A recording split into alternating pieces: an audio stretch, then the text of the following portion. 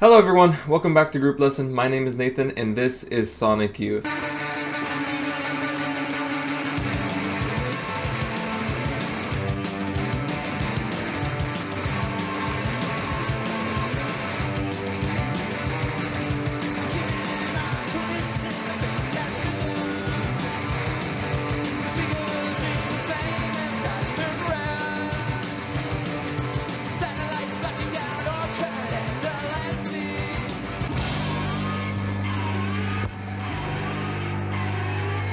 So Sonic Youth is a noise and alt-rock band from New York City, founded by the members Kim Gordon, Lee Ranaldo, and Thurston Moore that emerged in the no-wave scene of the early 80s, and they went on to record over 14 studio albums. They are highly influential to the world of alternative rock, redefining what a guitar could do by being highly experimental and unorthodox at times, and after diving into their discography, they've become one of my favorite bands of all time. Now, I'm someone that loves going into bands and artists' discographies, listening to them from the beginning to the end and seeing the evolution that took place. So this is something that I'm probably going to do more. I have a lot of artists and bands that I've done this for. So if you want to see me do more tier lists like this, then please hit the like and subscribe button. And if there's anybody in particular you want me to do, then go ahead and comment it down. And if I've listened to them, I'll do it. And I haven't listened to them, then I'll do it anyways. I'll listen to their whole thing. I love doing this. So just always try. So without further ado, let's get started. So over here, we have our tier list. We have S, A, B, C, and D, and have not listened because there are two albums that I have not listened to. Starting with, I'll just get those out of the way. Starting with their debut EP, I have not listened to that, and I have not listened to the Whitey album when they released it under Siccone Youth. Everything else I have listened to though, and I will be doing this in release order. If I look over here and you notice that, that's because I have notes, because there's no way I can remember all of this. 14 albums. So let's start with their debut studio album, Confusion is Sex.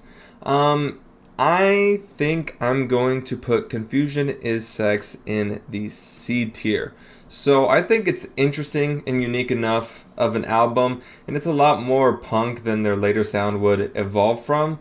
And it's very lo-fi, but you're still able to see the vision of what would become of Sonic Youth. It is very noisy, and I don't think it's particularly an easy listen, and I think that is just further exemplified by the amount of streams this album has. I think there's only one song that is over 1 million streams. Everything else is like below 500,000, so not a lot of people are listening to this album. But I still think it's a very emphatic debut album for the band, and you will see this album kick an upwards trajectory of the albums to come after that. So it's good, it's not amazing, it won't blow you away, it's in the C. And my favorite songs from Confusion is Sex are She's in a Bad Mood, Freeze or Burn, I Want to Be Your Dog, Inhuman, and Making the Nature Scene. Next, we have Bad Moon Rising. So we have it right here. I'm going to go ahead and put this in the C tier as well. It is very drone heavy, which is something I'm particularly not a fan of, which is okay. It's just not my thing. Because of that, I don't tend to come back to this album very often, but there are still a lot of songs that I do like from this album. Despite all of the, in my opinion, shortcomings or the things that I don't like from it, I still think that it does what it sets out to do, which is create a very haunting atmosphere, but it just falls a little flat for me. It is a step up from Confusion is Sex, which is always good to see, but still have it in the C tier.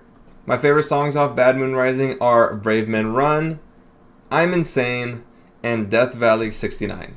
Alright, next we have Evil, and this is where I think we start getting somewhere. Whereas the previous albums don't seem to have a lot of structure, in my opinion, I feel like this is where we start to change from that. The atmosphere that this album creates, because it's still, it still has its drone elements, it's still very noisy, I think accomplishes a lot more than the previous albums did. And so this tends to be an album that I come back to a little more. I feel like it's a lot more structured and has more of an idea of what it wants to be. But this is where they start to earn those shortcomings. This is where they start to earn their reputation, and they just keep climbing up from here. It was a step up from Bad Moon Rising, and the next one is an even bigger step up. So because of that, we have it in the B tier. My favorite songs off Evil are Tom Violence, Shadow of a Doubt, Green Light, Marilyn Moore, and Madonna, Shawn and Me. Next, we have Sister, So Sister, I'm just going to go ahead and take it right here, and it's going straight into the S tier. I love this album. It is a massive step up from their previous work and one of their best albums in their discography by far. It is a greatly structured album and still has the incredible atmosphere that they're known for as a band. What they do with their noise, what they do with their drone, what they do with their ambience, they are known for all of that, and it comes in full force on this album. And that's something that they don't sacrifice for their more catchier songs on this album. They all work very well together. I think that Sonic Youth kind of has a pretentious way about them, and they make their best music when they're riding that line perfectly, not kind of teetering to one side or the other. This is where they show what they can do with that. I think they're hitting their stride on this album, and it carries completely over to their next album, which is what we will talk about next. My favorite songs off of Sister are Schizophrenia, Catholic Block, Stereo Sanctity, which is my favorite Sonic Youth song, Pacific Coast Highway, Hot Wire My Heart, and White Cross. So now we get to Daydream Nation. I'll just go ahead and do it. This is the best. This is where you start to recognize Sonic Youth as one of the most influential bands of all time. It encompasses everything that Sonic Youth has gone to define themselves as being very guitar driven and rebellious at times, and with an energetic songwriting style, they completely take over on this album. After the passage of time, some might listen to this album and not understand what it accomplishes, because you can very much listen to this album and understand what it influenced and kind of think that it is something you might have already heard in a way. That's just plain wrong. The album forces you into the time period that it was created and makes you understand why it is so special and influential and provides such a unique listening experience almost 40 years later. What I love about this band and where they started from, it was just such a steady climb up until this point. And although this is where, in my opinion, they peak, they still ride this high for a while, which is something I think everyone can appreciate. But because of that, this album lands very solidly in the S tier as, in my opinion, their best album of all time, which obviously is not that hot of an opinion. I won't really go into my favorite tracks off this because it's honestly all of them. But if I have to pick a couple, it would probably be Candle and Teenage Riot. That's everyone's favorite. Next, we are riding this high and we're going straight into Goo, which is another S tier album for me. This is an album that leaned more towards a catchier alternative rock sound, but it still holds a lot of what made Sonic Youth so special. This just oozes cool, and the story that this paints is just cool. The vocals are cool, the riffs are cool, everything about this album is just so awesome. And this is probably the album that reached a more mainstream audience, and that might have influenced the sounds that they created after this. But you can definitely understand why it did. It's very catchy, it's very structured, and also is regarded as one of the best alt-rock albums of all time. Okay, just like the previous albums, I like pretty much every song on this album, but if I had to pick one favorite, just one, it would probably be Mary Christ. That song rocks. Okay, now we move on to Dirty. So I'm gonna go ahead and put this album on the A tier. In Sonic Youth's master plan to conquer every genre, now they dip their toes into grunge. This, in my opinion, is kind of the black sheep of their discography, barring the Whitey album, which they didn't release under their name, so I'm not counting that, as it was released in the midst of the 90s grunge movement, and so they kind of go into that sound more. And for the most part, they hit it right out of the park. The only criticism I might be able to give this album is that the vocals kind of lose it for me, particularly in regards to Kim Gordon, who has such a unique voice. She sometimes on this album, when she's trying to do that thing, kind of gives off like Kristen Wiig in the Californian skit on SNL. If you don't know what I'm talking about, watch it. At this time of day, it's gonna be jammed. Are you crazy? I kind of ruined it for myself because I made that distinction in my head and now I can't unhear it on a lot of songs in this album. That's kind of where it goes for me sometimes, but regardless, that's the only criticism I can give this album. It's very solid and it lands comfortably in the A tier. My favorite songs off this album are Purr, 100%, and Sugarcane. Next, we have Experimental, Jet Set, Trash, and No Star, which, it's good. I don't know, I don't really have too much to say about this album. I know it was always going to be hard to come off of an incredible 4-album run, so I guess maybe in comparison it might fall flat a little bit, because at the end of the day, I think it's just a good, solid Sonic Youth album. I don't think it really stands out enough. It just kind of falls in a middling category of just a good Sonic Youth album. Because of that, I'm going to place it in the B tier. And now we get to Washing Machine, which we're so back. Now this is a really solid album, and it is very beloved by fans, and I love that this album has a big following with its iconography of that washing machine being just so, I don't know, it's just so funny to me. It's a great return after, in my opinion, kind of just like an okay album. It might not be as incredibly structured as their previous work. It might be a little harsh at times, but the highs are very high, and it lands solidly in the A tier for me. Next, we have 1,000 Leaves, and this is where they have to go and mess everything up. There are only 2 albums in their discography that I straight up do not like, because even the C tiers of their discography, I can say are better than a lot of other rock albums that were coming out at this time, and I can still say that I confidently like them, but this is something that I can't say I confidently like. As I previously said, I love when the band kind of rides this wave of pretension where it doesn't get too overwhelming for the listener and it really pays off, but this album just flies a little too close to the sun for me. It's bloated, it's messy, I don't really like the songwriting, I don't really like the production, the instrumentals. There is just not really anything I like about this album except for the fact that Sonic Youth made it, but that can't save it. It is my second least favorite album of 2 that I can only say are bad. I don't even have any songs I really like off this album, and because of that, I'm going to put it in the D tier. And I think that's a hot take, I don't know, but D tier for me. Oh, except for Sunday. That's a good song. But besides that, I don't like really anything. Next, we have NYC, Ghosts and Flowers. And take everything I just said about 1,000 Leaves and multiply it, because I do not like this album. And I understand the environment that this was created in, but I don't think that that justifies the existence of this album at all. There's no redeemable qualities about this album. It falls flat, I think, in so many, if not all ways. And it lands comfortably at the bottom of the D tier as their worst album of all time. And then we move on to Murray Street.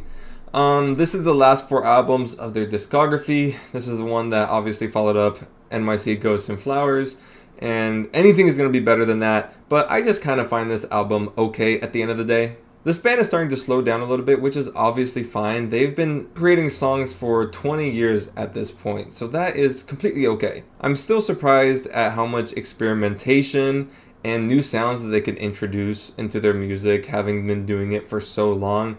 But at the end of the day, it's fine. And because of that, Murray Street lands comfortably in the B tier. Moving on, we have Sonic Nurse, which everything I felt about the last album is still present on this one, but I feel like they're kind of moving on from their slump that they introduced with 1,000 Leaves, which at least is a positive thing. And because of that, they end up delivering a pretty good album, but their evolution as a band kind of ends here. And in this listening journey, I can't help but feel like we really won't get an album that really rides the highs of their first half. Which, again, that is completely okay. They've been doing it for so long. The fact that they're even able to sound like this after so long is still impressive in its own right. And on that note, I will comfortably put that in the B tier. Next, we have Rather Ripped, which is their peak post-Washing Machine. There's a lot to enjoy off this album. Obviously, the big hit Incinerator helps a lot, but besides that, there are a lot of really great songs. It's really well put together and has a lot of what you love and have come to know from the band on this, and it kind of just stands tall in what I think was a very shallow valley. Besides Do You Believe in Rapture, I also love Incinerate. I also love Sleeping Around, Rats, Arena. Those are my favorite songs. I think it's a great album. And because of that, I am going to put it in the A tier. And finally, we have reached the end with The Eternal. We're done. Knowing what happened behind the scenes when they were creating this album, or after they created this album, I'm not entirely sure if they knew this was going to be their last album. And although it doesn't introduce any new ideas or evolve on a lot, or really just stand out in the greater scope of their career, I honestly think it's a good place to end their career. A lot of the music on this album kind of has a sense of finality to it, and it's very appropriate for the album. However, I will be putting it in the B tier. So, this is my album ranking of all the Sonic Youth albums. If you agree or disagree, sound off in the comments, but regardless, I love this band. Even though the back half of their catalog might be a little middling at times, what they created and the sounds that they created and what they innovated on are so incredible to the world of alternative rock and even just rock in general. The way that they were able to blend genres and create something new that many people have never heard before and probably still have never heard is just amazing. Pair that with their 3 founding members in their own rights and respects being some of the most influential people of all time and people that are still doing it. Kim Gordon just released an album that last year that was very experimental and a sound that we have never heard from her before, and she crushed it. And she is in her 70s. She is probably the person that people look most towards when they talk about Sonic Youth, which makes sense. She's a very influential figure. Her and Thurston Moore. Lee Ranaldo may not get all the credit that he deserves because he was very underrepresented vocally in a lot of their songs, which when he was vocally on a song, I thought he sounded really awesome and really unique. But there is no lifetime where Sonic Youth aren't legends. I have done so many discography deep dives of a lot of bands that have been doing it for decades and decades. And maybe besides Susie and the Banshees, Sonic Youth is what I've come back to the most. Their songwriting has really resonated with me and obviously resonated with a lot of people in a way that's very unique to them. If I really had to move these around, I would probably put something like This Action, something... actually, I kind of did it myself already. I don't know. Regardless, thank you so much for listening to me ramble about this band. I have so many artists and bands that I've done this for. So again, if you want to hear anything specific where I talk about and do a tier list ranking, put it in the comments. If not, I have so many things to do this about, and we'll probably continue this series. So if you liked it, please like and subscribe. Thank you so much for watching, and I will see you all later.